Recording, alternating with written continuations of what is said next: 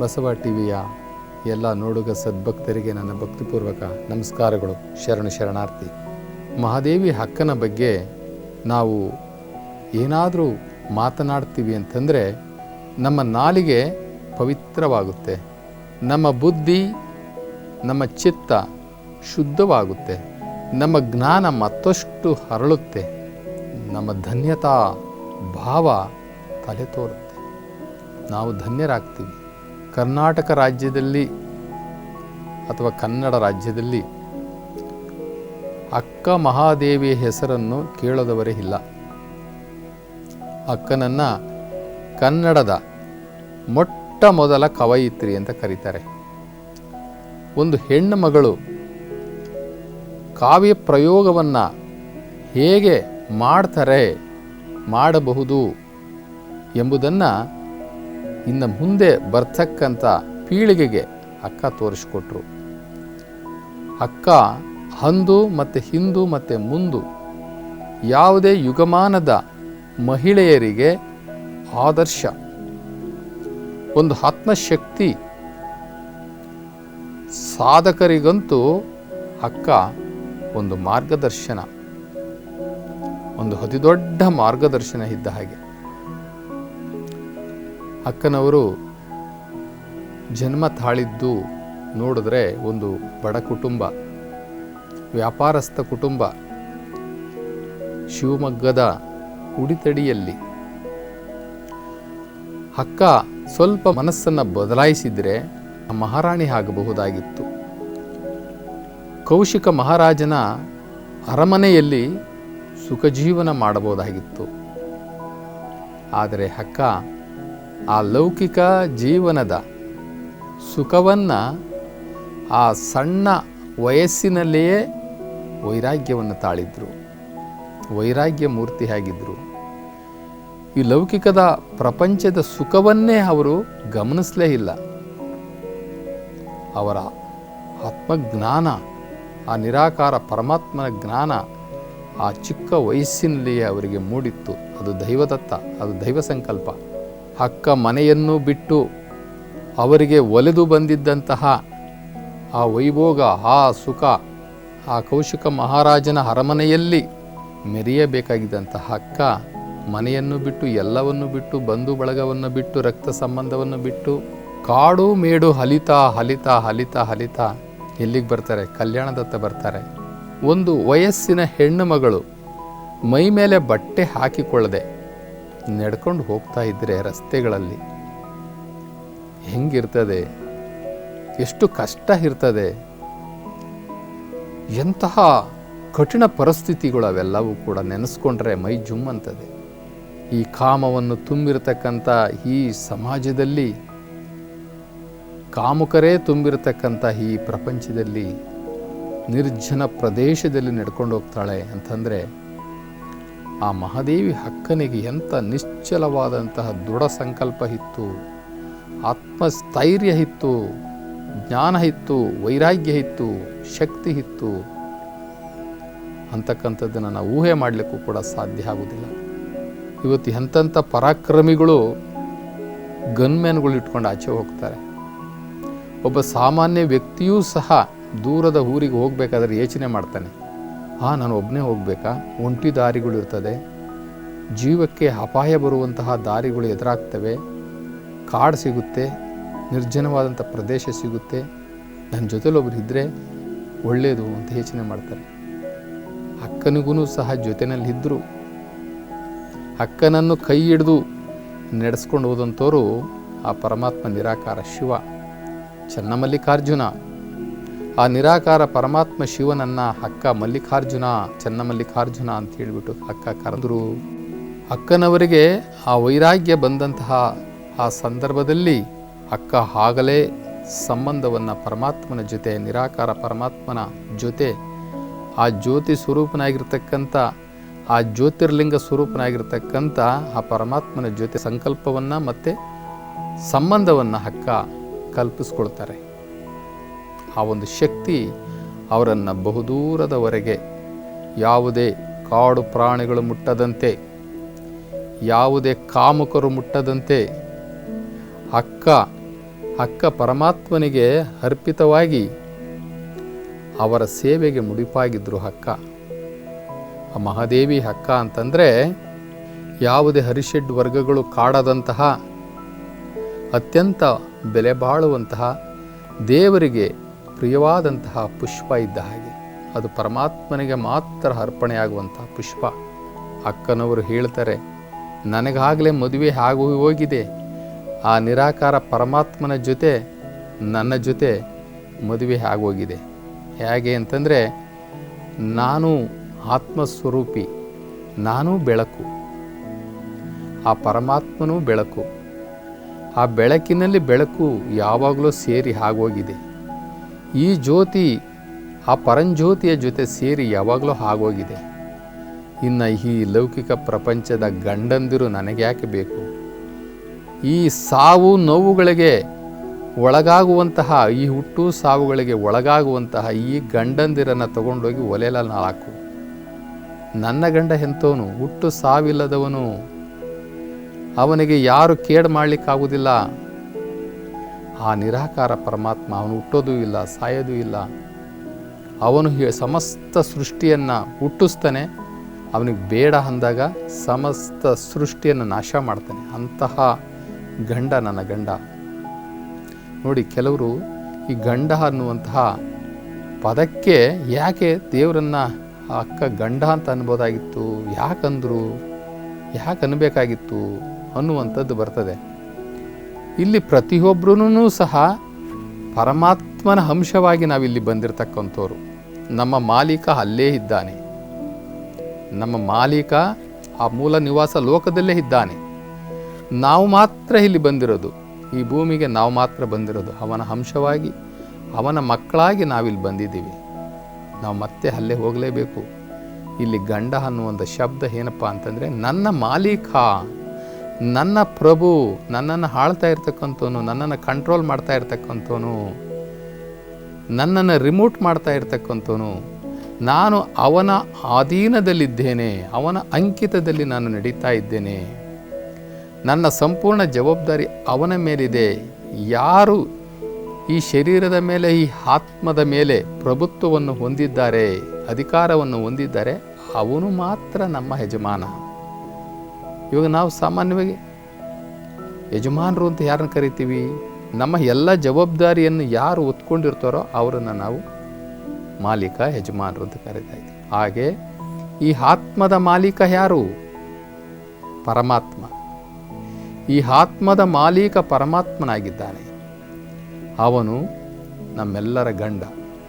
ನಾವೆಲ್ಲ ಶರಣರು, ಶರಣೀಯರು, ಅಂದರೆ ಶರಣ ಸತಿ. ನಾವೆಲ್ಲ ಪರಮಾತ್ಮನಿಗೆ ಸತಿಗಳಿದ್ದ ಹಾಗೇನೆ, ಅವರು ಗಂಡಿರಲಿ ಹೆಣ್ಣಿರಲಿ, ಆ ಪರಮಾತ್ಮನಿಗೆ ನಾವು ಸತಿ ಸಮಾನ. ಶರಣ ಸತಿ, ಲಿಂಗಪತಿ. ಎಲ್ಲರಿಗೂ ಪರಮಾತ್ಮನೇ ಗಂಡ, ಪರಮಾತ್ಮನೇ ನಮ್ಮನ್ನೆಲ್ಲ ಆಳುವವನು, ನಮ್ಮನ್ನೆಲ್ಲ ಆಳ್ತಾ ಇರ್ತಕ್ಕಂಥವನು ಆ ಪರಮಾತ್ಮನೇ ಅನ್ನುವ ವಿಚಾರದಲ್ಲಿ ಅಕ್ಕ ನನ್ನ ಗಂಡ, ನನ್ನನ್ನು ಆಳುವವನು, ನನ್ನನ್ನು ನಿಯಂತ್ರಿಸುವವನು, ನನಗೆ ರಕ್ಷಣೆ ಕೊಟ್ಟಿರುವವನು. ನಾನು ಆತ್ಮಸ್ವರೂಪಿ, ನಾನು ಜೀವಾತ್ಮ, ಅವನು ಪರಮಾತ್ಮ. ನನಗೆ ಅವನಿಗೆ ಸಂಬಂಧನೇ ಹೊರತು ಈ ಪ್ರಪಂಚದಲ್ಲಿರ್ತಕ್ಕಂಥ ಯಾರು ಗಂಡಂದಿರು ನನಗೆ ಗಂಡಂದಿರಾಗಲಿಕ್ಕೆ ಸಾಧ್ಯನೇ ಇಲ್ಲ. ಅಕ್ಕನ ಅಂತಹ ವೈರಾಗ್ಯ ಯಾರಿಗೂ ಬರೋದಿಲ್ಲ. ಅಷ್ಟು ಚಿಕ್ಕ ವಯಸ್ಸಲ್ಲಿ ಅಂತಹ ಖಡಕ್ಕಾದಂಥ ವೈರಾಗ್ಯ ಯಾರಿಗೂ ಸಿಕ್ಕೋದಿಲ್ಲ. ಅಕ್ಕ ದಾರಿಯಲ್ಲಿ ನಡ್ಕೊಂಡು ಬರ್ತಾ ಬರ್ತಾ ಬರ್ತಾ ಎಲ್ಲಿಗೆ ಬರ್ತಾರೆ? ಕಲ್ಯಾಣಕ್ಕೆ ಬರ್ತಾರೆ. ಅಕ್ಕನ ಸತ್ಯ ಪರೀಕ್ಷೆಯನ್ನು ಅಲ್ಲಮಪ್ರಭುಗಳು ಮಾಡ್ತಾರೆ. ಕಿನ್ನರಿ ಬೊಮ್ಮೆಯನ್ನು ಕಳಿಸಿ ಅಕ್ಕನನ್ನು ಕಲ್ಯಾಣದಿಂದ ಹೊರಗಡೆನೇ ಇಳಿಸ್ತಾರೆ. ಬಂದವರ ಹೋಣಿ ಅಂತ ಹೇಳಿಬಿಟ್ಟು ಯಾರೇ ಕಲ್ಯಾಣಕ್ಕೆ ಹೋಗಬೇಕಾದ್ರೆ ಕಲ್ಯಾಣದ ಆಚೆ ಒಂದು ಊರಿತ್ತು. ಆ ಊರಲ್ಲಿ ಇರ್ತಾಯಿದ್ರು ಫಸ್ಟು. ಅಲ್ಲಿ ಪರೀಕ್ಷೆ ನಡೀತಾ ಇತ್ತು. ಅಲ್ಲಿ ಪರೀಕ್ಷೆಯಲ್ಲಿ ಗೆದ್ದಂಥವ್ರಿಗೆ ಮಾತ್ರ ಕಲ್ಯಾಣದ ಒಳಗಡೆ ಮಹಾಮನೆಗೆ ಬಿಟ್ಕೊಳ್ತಾ ಇದ್ರು, ಅನುಭವ ಮಂಟೆಗೆ ಬಿಟ್ಕೊಳ್ತಾ ಇದ್ರು. ಎಲ್ರಿಗೂ ಅಲ್ಲಿ ಜಾಗ ಕೊಡ್ತಿರ್ಲಿಲ್ಲ. ಹಂಗೇನಾರ ಜಾಗ ಕೊಟ್ಟಿದ್ದಿದ್ರೆ ಅದೊಂದು ದೊಡ್ಡ ವೃದ್ಧಾಶ್ರಮ ಆಗಿಬಿಡ್ತಿತ್ತು, ಅದೊಂದು ದೊಡ್ಡ ಹಾಸ್ಟೆಲ್ ಆಗಿಬಿಡ್ತಿತ್ತು, ಬಿಟ್ಟು ಊಟ ಸಿಗುತ್ತೆ ಅಂಥೇಳಿ. ಆಧ್ಯಾತ್ಮಿಕ ಸಾಧಕರು ಯಾರಿದ್ದಾರೆ, ಮುಮುಕ್ಷುಗಳು ಯಾರಿದ್ದಾರೆ, ಜಿಜ್ಞಾಸುಗಳು ಯಾರಿದ್ದಾರೆ, ಅಂಥವರಿಗೆ ಮಾತ್ರ ಮಹಾಮನೆಯಲ್ಲಿ ಪ್ರಸಾದದ ವ್ಯವಸ್ಥೆ ಆಗ್ತಾ ಇತ್ತು, ವಾಸ್ತವ್ಯ ಆಗ್ತಾ ಇತ್ತು. ಎಲ್ಲರಿಗೂ ಆಗ್ತಿರಲಿಲ್ಲ. ಇಲ್ಲಿ ಅಕ್ಕ ಮಹಾದೇವಿಯ ಪರೀಕ್ಷೆಗಾಗಿ ಕಿನ್ನರಿ ಬೊಮ್ಮಯ್ಯನ ಕಳಿಸಿದ್ದಾರೆ. ಕಿನ್ನರಿ ಬೊಮ್ಮಯ್ಯ ಆಶ್ಚರ್ಯಪಟ್ಟು ಹೇಳ್ತಾರೆ, ನಾನು ಎಂಥ ತಪ್ಪು ಮಾಡಿದೆ, ಅಂತಹ ಮಹಾ ಸಾತ್ವಿಯನ್ನು ಪರೀಕ್ಷೆ ಮಾಡಿದಂತಹ ದೋಷ ನನ್ನ ಮೇಲೆ ಬಂದುಬಿಡ್ತು ಅಂತ ಹೇಳ್ಬಿಟ್ಟು ಅಲ್ಲಮಪ್ರಭುಗಳ ಹತ್ರ ಹೇಳ್ತಾರೆ. ಆಯ್ತಪ್ಪ, ಆಯಿತು ಇರು, ನನಗೂ ಗೊತ್ತಿದೆ, ನನ್ನ ಕೆಲಸ, ನನ್ನ ಡ್ಯೂಟಿ ನಾನು ಮಾಡಿದ್ದೀನಿ, ನಿನ್ನ ಡ್ಯೂಟಿ ನೀನು ಮಾಡಿದ್ದೀಯ, ಬಿಡು ಅಲ್ಲಿಗೆ ಅಂಥೇಳಿ ಪರಿಪರಿಯಾಗಿ ಅನುಭವ ಮಂಟಪದಲ್ಲಿ ಅಲ್ಲಮಪ್ರಭುಗಳು ಅಕ್ಕವನ್ನು ಪರಿಪರಿಯಾಗಿ ಪರೀಕ್ಷೆ ಮಾಡ್ತಾರೆ. ಮಹಾದೇವಿ ಅಕ್ಕ ದಿಟ್ಟ ನೇರ ಉತ್ತರಗಳನ್ನು ಕೊಟ್ಟು ಅಲ್ಲಮ ಪ್ರಭುಗಳು ಅಂದರೆ ಏನು, ಜ್ಞಾನ ಪರ್ವತ, ಆ ಜ್ಞಾನ ಪರ್ವತವನ್ನೇ ಅಲ್ಲಾಡಿಸಿಬಿಡ್ತಾರೆ. ಅಂತಹ ಮಹಾದೇವಿ ಅಕ್ಕ ಕಲ್ಯಾಣದ ಜ್ಯೋತಿ ಹಾಕ್ತಾರೆ, ಕಲ್ಯಾಣಕ್ಕೆ ಮೆರಗನ್ನು ಕೊಡ್ತಾರೆ. ಒಂದು ಅತ್ಯಂತ ಒಂದು ಪ್ರಕಾಶಮಾನವಾದಂಥ ಇನ್ನೊಂದು ಬೆಳಕು ಕಲ್ಯಾಣಕ್ಕೆ ಸೇರಿದಂಗೆ ಆಗುತ್ತೆ. ಅಕ್ಕನವರು ಹೇಳ್ತಾರೆ, ಬಸವಣ್ಣನವರನ್ನೇ ಪರಮಗುರು ಎಂಬುದಾಗಿ ಸ್ವೀಕಾರ ಮಾಡಿ, ಬಸವಣ್ಣನೇ ತಾಯಿ, ನನ್ನ ತಂದೆ, ನನ್ನ ಬಂಧು, ನನ್ನ ಬಳಗ, ನನ್ನ ವೈರಾಗ್ಯ ಮೂರ್ತಿ ಅವರೇ, ನನ್ನನ್ನು ವೈರಾಗ್ಯ ಮೂರ್ತಿಯನ್ನಾಗಿ ನಿಧಿಯನ್ನಾಗಿ ಮಾಡಿದಂತಹ ಗುರು ಬಸವಣ್ಣನವರೇ ಎಂಬುದಾಗಿ ಒಂದು ವಚನದಲ್ಲಿ ಹೇಗೆ ಹೇಳ್ತಾರೆ ಅಂತಂದರೆ, ನರಜನ್ಮವ ತೊಡೆದು ಹರಜನ್ಮವ ಮಾಡಿದ ಗುರುವೇ, ಭವಬಂಧನವ ಬಿಡಿಸಿ ಪರಮಸುಖವ ತೋರಿದ ಗುರುವೇ, ಭವಿಯೆಂಬುದ ತೊಡೆದು ಭಕ್ತಳೆಂದೆನಿಸಿದ ಗುರುವೇ, ಆ ಚೆನ್ನ ಮಲ್ಲಿಕಾರ್ಜುನನ ತಂದು ಎನ್ನ ಕೈ ವಶಕ್ಕೆ ಕೊಟ್ಟ ಗುರುವೇ. ಎಷ್ಟು ಚೆನ್ನಾಗಿ ವರ್ಣನೆ ಮಾಡ್ತಾರೆ ನೋಡಿ. ನಾನು ನರಜನ್ಮದಿಂದ ನನ್ನನ್ನು ಹರಜನ್ಮಕ್ಕೆ ತಂದೆಯಪ್ಪ, ನಾನು ಭವಿ ಇದ್ದೆ, ನನ್ನನ್ನು ಭಕ್ತಳನ್ನಾಗಿ ಮಾಡಿದೆ, ನರಜನ್ಮದಿಂದ ಹರಜನ್ಮಕ್ಕೆ ತಂದೆ, ಆ ಭವಿ ಅಂತಕ್ಕಂತಹ ಹೆಸರನ್ನು ತೊಡೆದು ನನಗೆ ಭಕ್ತಿ ಅನ್ನಿಸ್ತೆ ನೀನು. ಇನ್ನು ಮುಂದಕ್ಕೆ ನೀನು ಮಾಡಿದಂತಹ ಒಂದು ಒಳ್ಳೆಯ ಕೆಲಸ ಏನಪ್ಪ ಅಂತಂದರೆ, ಆ ಪರಮಾತ್ಮ ನಿರಾಕಾರ ಶಿವನನ್ನು, ಬೆಳಕಿನ ರೂಪದಲ್ಲಿರ್ತಕ್ಕಂತಹ ಶಿವನನ್ನು ನನ್ನ ಕುಂತ ಜಾಗದಲ್ಲೇ, ನನ್ನ ಕರಸ್ಥಳದಲ್ಲಿ ಆ ಪರಮಾತ್ಮ ಆ ಶಿವನನ್ನು ದರ್ಶನ ಮಾಡಿಸುವಂತಹ, ಆ ಚನ್ನಮಲ್ಲಿಕಾರ್ಜುನನ ದರ್ಶನ ಮಾಡಿಸುವಂತಹ ಕೆಲಸವನ್ನು ನೀನು ಮಾಡಿದೆ ಗುರುವೇ. ಚನ್ನಮಲ್ಲಿಕಾರ್ಜುನನ ತಂದು ಎನ್ನ ಕೈ ವಶಕ್ಕೆ ಕೊಟ್ಟ ಗುರುವೇ, ನನ್ನ ಕೈವಶ ಮಾಡಿಬಿಟ್ಟೆ. ಇವಾಗ ನಾವು ದೇವರನ್ನು ಎಲ್ಲೆಲ್ಲೋ ಹುಡ್ಕೊಂಡು ಹೋಗ್ತೀವಿ, ಅಕ್ಕ ಹೇಳ್ತಾರೆ. ಅಂತಹ ನಿರಾಕಾರ ಪರಮಾತ್ಮ, ಆ ಬೆಳಕಿನ ರೂಪದಲ್ಲಿರ್ತಕ್ಕಂಥ ಪರಮಾತ್ಮನನ್ನು ನನ್ನ ಅಂಗೈಯಲ್ಲೇ ನಾನು ದೃಷ್ಟಿ ಇಟ್ಟು ನೋಡುವಂತಹ ಸೌಭಾಗ್ಯವನ್ನು ನನಗೆ ಕಲ್ಪಿಸಿಕೊಟ್ಟೆಯಲ್ಲ ಬಸವಣ್ಣ, ನೀನೇ ನನ್ನ ಪರಮ ಆರಾಧ್ಯ ಗುರು ಎಂಬುದಾಗಿ ಅಕ್ಕ ಹೊಗಳ್ತಾರೆ. ಅಕ್ಕ ಬರೀ ವೈರಾಗ್ಯದ ಮಾತೇ ಹಾಡಲಿಲ್ಲ, ಪ್ರಪಂಚಕ್ಕೆ ಬರೀ ವೈರಾಗ್ಯವನ್ನೇ ಬೋಧನೆ ಮಾಡಲಿಲ್ಲ. ಈ ಲೌಕಿಕ ಪ್ರಪಂಚದಲ್ಲಿ ತಗಲಾಕೊಂಡು, ಈ ಲೌಕಿಕ ಪ್ರಪಂಚದಲ್ಲಿ ಸಿಲುಕಿ ಇದರಿಂದ ಹೊರಗಡೆ ಬರದಂತೆ ಇರತಕ್ಕಂಥ ಈ ಮಾನವ ಕುಲಕೋಟಿಗೂ ಸಹ ಸಂಸಾರದಲ್ಲೇ ಇದ್ದುಕೊಂಡು, ಸಮಾಜದ ಜೊತೆಯಲ್ಲೇ ಇದ್ದುಕೊಂಡು ಹೇಗೆ ಬಾಳಬೇಕು ಎಂಬುದಾಗೂ ಸಹ ಹೇಳ್ತಾರೆ. ಮನುಷ್ಯ ಈ ಸಮಾಜದ ಒಂದು ಅಂಗ.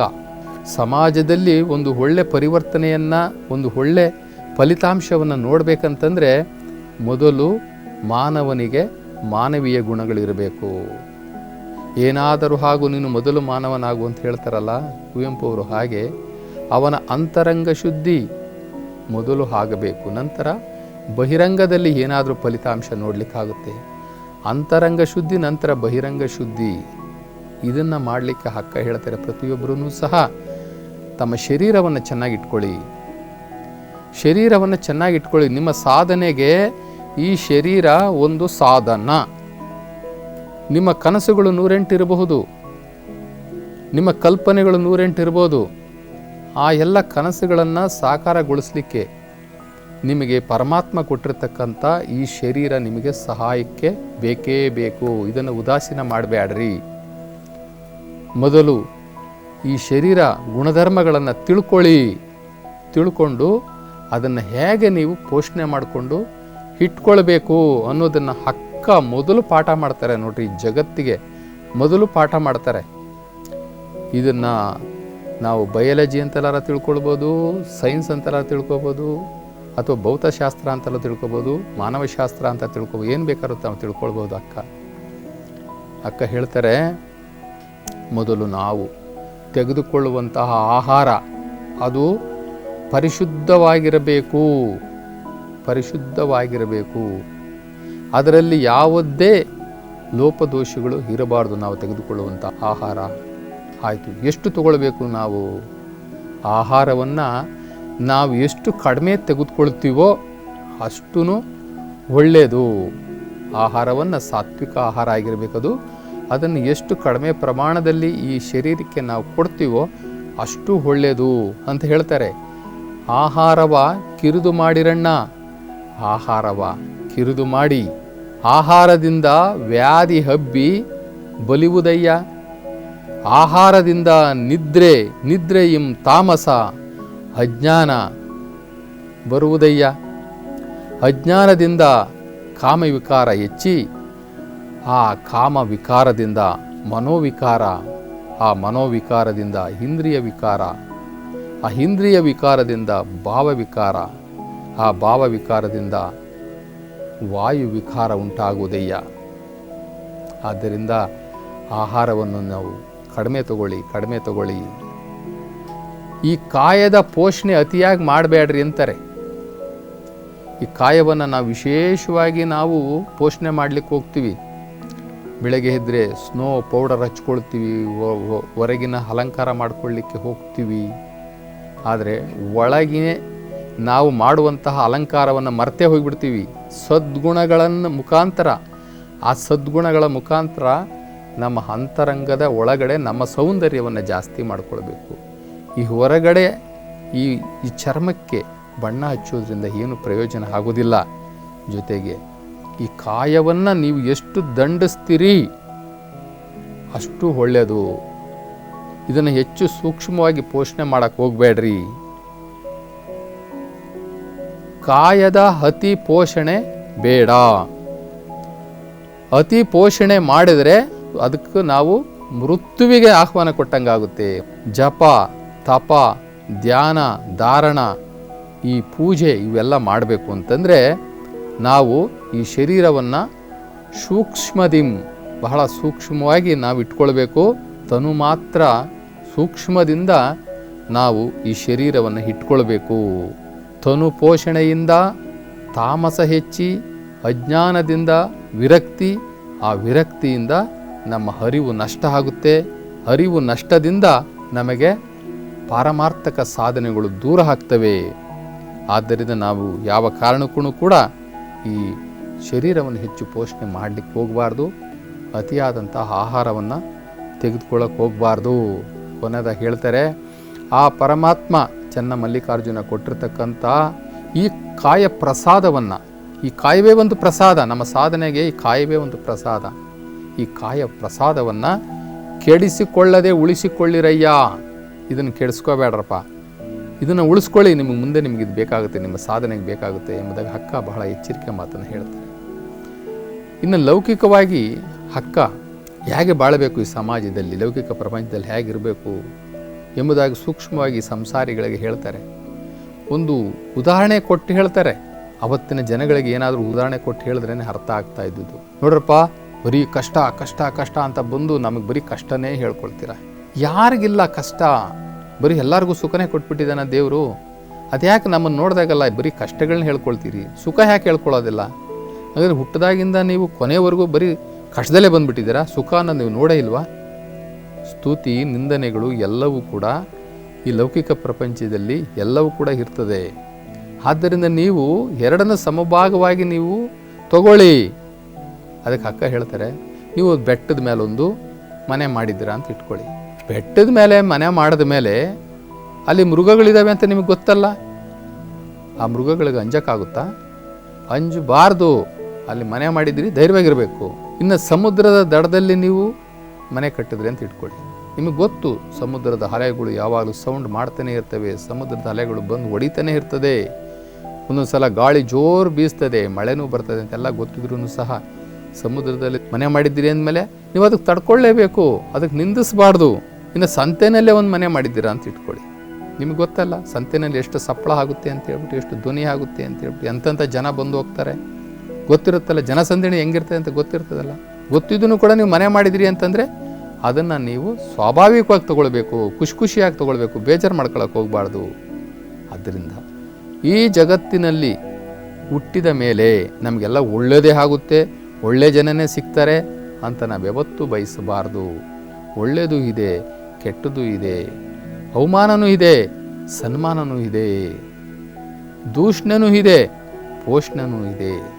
ಆದ್ದರಿಂದ ಎಲ್ಲವನ್ನು ಕೂಡ ಸಮಚಿತ್ತ ಸಮಭಾವದಿಂದ ನಾವು ತೆಗೆದುಕೊಳ್ಳಬೇಕು.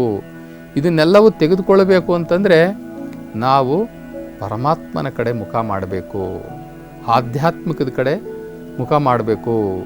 ನಮ್ಮ ಪಾರಮಾರ್ಥಿಕ ಮಾಡ್ತಾ ಮಾಡ್ತಾ ಮಾಡ್ತಾ ಮಾಡ್ತಾ ಹೋದರೆ ನಮಗೆ ಎದುರಾಗುವಂತಹ ಕಷ್ಟಗಳು ನಮಗೆ ಯಾವುದೂ ಕಷ್ಟ ಅನಿಸೋದೇ ಇಲ್ಲ. ಓಹೋ ಈ ಕಷ್ಟನಾ, ಇದು ಎಲ್ರಿಗೂ ಬಂದಂಗೆ ನನಗೂ ಬಂದಿದೆ ಬಿಡ್ರಿ, ಈ ಸುಖನ ನನಗೂ ಅಂತ ಮುಂಚೆ ಎಷ್ಟೋ ಜನ ಅನುಭವಿಸಿದ್ದಾರೆ, ಅಥವಾ ನನಗೆ ಆಗ್ತಕ್ಕಂಥ ಸನ್ಮಾನಗಳ ಅಥವಾ ನನಗೆ ಸಿಕ್ಕಿದಂತಹ ಪದವಿಗಳ, ಇವೆಲ್ಲವನ್ನು ಕೂಡ ನಾವು ಹೆಚ್ಚುಗಾರಿಕೆ ಅಂತ ತಿಳ್ಕೊಳ್ಬಾರ್ದು. ಯಾವುದೋ ಒಂದು ದೊಡ್ಡ ನನಗೊಂದು ಪದವಿ ಸಿಕ್ಕಿದೆ, ಒಂದು ಸ್ಥಾನ ಸಿಕ್ಕಿದೆ ಅಂತಂದರೆ ಈ ಸ್ಥಾನವನ್ನು ಮೊದಲು ಇನ್ನೊಬ್ಬರು ಅನುಭವಿಸಿದ್ರು, ಅವರ ನಂತರ ನನಗೆ ಸಿಕ್ಕಿದೆ ಅಷ್ಟೇ. ಎಷ್ಟೋ ತಲೆಮಾರು ಇಂಥ ಸುಖವನ್ನು ಇಂಥ ಪದವಿಗಳನ್ನು ಅನುಭವಿಸಿದ್ದಾರೆ, ಅದರೊಳಗಡೆ ನಾನು ಒಬ್ಬ, ನಂದೇನು ಹೆಚ್ಚುಗಾರಿಕೆ ಇಲ್ಲ. ಕಷ್ಟಗಳು, ಇಂಥ ಕಷ್ಟಗಳು ಇನ್ನೆಷ್ಟೋ ಜನ ಮುಂದಿನ ಪೀಳಿಗೆ ಅನುಭವಿಸ್ತಾರೆ, ಹಿಂದಿನವರು ಕೂಡ ಅನುಭವಿಸಿದ್ದಾರೆ. ನಾವು ಸುಖವಾಗಿದ್ದಾಗ ನಮಗೆ ಕಷ್ಟ ಬಂದಾಗ ಅದು ನಮಗೆ ಕಷ್ಟ ಅಂತ ಅನಿಸುತ್ತೆ. ಆವಾಗ ನಮಗೂ ಅಂತ ಕಷ್ಟದಲ್ಲಿರ್ತಕ್ಕಂಥವ್ರನ್ನು ನೋಡಬೇಕು. ನಾವು ನೋಡಿ ಅಯ್ಯೋ ಅವ್ರಿಗಂತ ನಾನು ಉತ್ತಮ ಇದ್ದೀನಲ್ಲ, ನಾನು ಪರಮಾತ್ಮನಿಗೆ ಥ್ಯಾಂಕ್ಸ್ ಹೇಳಬೇಕು. ನನ್ನನ್ನು ಅವ್ರಿಗಂತ ಚೆನ್ನಾಗಿ ಅಟ್ಲೀಸ್ಟ್ ಅವ್ರಿಗಂತ ಒಂದು ಸ್ವಲ್ಪ ಚೆನ್ನಾಗಿ ಇಟ್ಟಿದ್ದಾನಲ್ಲ, ಅದರಿಂದ ನಾನು ಆ ಪರಮಾತ್ಮನಿಗೆ ಶರಣಾಗಿರಬೇಕು, ಯಾವಾಗಲೂ ಶರಣಾಗತನಾಗಿರಬೇಕು ಅಂತ ಹೇಳಿಬಿಟ್ಟು ಅಕ್ಕ ಹೇಳ್ತಾರೆ. ಅಕ್ಕನ ಮಾರ್ಗದರ್ಶನ ಹೇಗಿದೆ ಅಂತಂದರೆ ಇವತ್ತಿನ ಹೆಣ್ಣು ಮಕ್ಕಳಿಗಷ್ಟೇ ಅಲ್ಲ, ಎಲ್ಲ ಸಾಧಕರಿಗೆ ಒಂದು ಶಕ್ತಿ ಆಗುತ್ತೆ, ಮಾರ್ಗದರ್ಶನ ಆಗುತ್ತೆ, ಒಂದು ಗೈಡ್ ಆಗುತ್ತೆ. ಅವರು ಬರೆದಿರ್ತಕ್ಕಂಥ ಯೋಗಾಂಗ ತ್ರಿವಿಧಿ, ಆ ಯೋಗಾಂಗ ತ್ರಿವಿಧಿಯನ್ನು ತಾವೆಲ್ಲರೂ ಕೂಡ ಓದಬೇಕು. ಅಕ್ಕನವರು ಆ ಯೋಗಾಂಗ ತ್ರಿವಿಧಿಯಲ್ಲಿ ಯಾವ ರೀತಿ ಕುಂಡಲಿನಿ ಶಕ್ತಿಯನ್ನು ಜಾಗೃತ ಮಾಡಿಕೊಂಡು ಆಧ್ಯಾತ್ಮಿಕ ಉತ್ತುಂಗಕ್ಕೆ ಏರಿ ಪಶ್ಚಿಮ ಚಕ್ರಕ್ಕೆ ಹೋಗಿ ಅಲ್ಲಿ ಅಮೃತವನ್ನು ಸ್ರವಿಸಿಕೊಂಡು ಹೇಗೆ ನಾವು ಅಮರರಾಗಬಹುದು, ಪರಮಾತ್ಮನನ್ನು ನಾವು ಬೆರಿಬಹುದು, ನಾವು ಪರಮಾತ್ಮನನ್ನು ಕೂಡಬಹುದು, ಪರಮಾತ್ಮನಲ್ಲಿ ಸಂಗಮ ಆಗಬಹುದು ಎನ್ನುವಂತಹ ಅವರ ಆಧ್ಯಾತ್ಮಿಕ ಆ 3 ಸಾಲಿನ ಯೋಗಾಂಗ ತ್ರಿವಿಧಿಯನ್ನು ಕಡ್ಡಾಯವಾಗಿ ನೀವೆಲ್ಲರೂ ಕೂಡ ಓದಿ ಅದನ್ನು ಮನನ ಮಾಡಿಕೊಂಡ್ರೆ ನಮ್ಮ ಜನ್ಮ ಸಾರ್ಥಕವಾಗುತ್ತೆ. ನಾವೆಲ್ಲರೂ ಅಕ್ಕನನ್ನು ಸದಾ ಸ್ಮರಿಸೋಣ ಅಂತ ಹೇಳ್ತಾ ಇಂದಿನ ಸಂಚಿಕೆಗೆ ವಿರಾಮವನ್ನು ಕೊಡೋಣ.